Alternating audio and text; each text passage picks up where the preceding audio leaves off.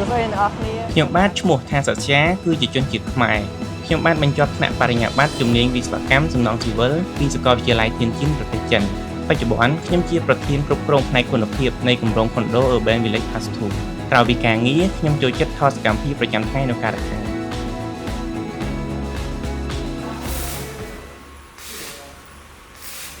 师傅，这里是5个好了。不行啊，它和规范要求的还差距很大呀。没问题吧？就带一点点。不可以的啊，你这里2个好，那里2个好，你到时候累进上来，它最后出来的完成面就会很不行啊。这个需要改的，顺源。好，那我就去通知他们来修改。哎，顺源，你知道吗？在中国有句谚语，知毫厘，差之千里。你不要小看这里仅仅是2个好。师傅对我的批评，我会一直记住的。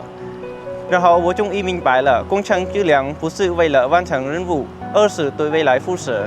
从那以后，我再也不相信差不多了。តាំងពីពេលនោះមករាល់ពេលចុះហត្ថលេខាលើឯកសារការងារខ្ញុំតែងពិនិត្យម្ដងហើយម្ដងទៀតព្រោះហត្ថលេខានោះមិនត្រឹមតែជាឈ្មោះទេប៉ុន្តែជាការទទួលខុសត្រូវចំពោះគុណភាពនិងសុវត្ថិភាព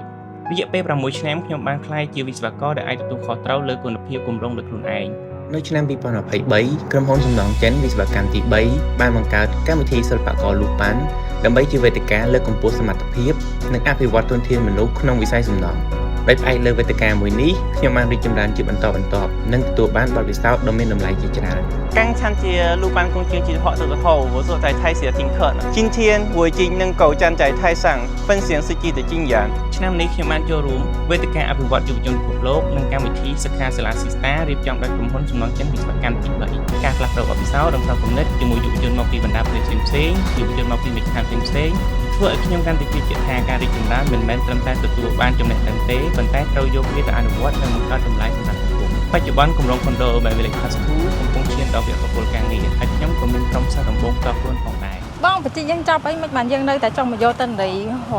អាទិត្យចឹងពួកយើងគ្រប់គ្រងគុណភាពហើយយើងត្រូវគ្រប់គ្រងទៅលើតិន័យជាចាំបាច់អញ្ចឹងតារាបណាយើងនៅក្នុងបច្ចេកនេះមួយថ្ងៃយើងត្រូវទទួលខុសត្រូវចំពោះអតិថិជនយើងមួយថ្ងៃអត់ចំកដាហ្នឹង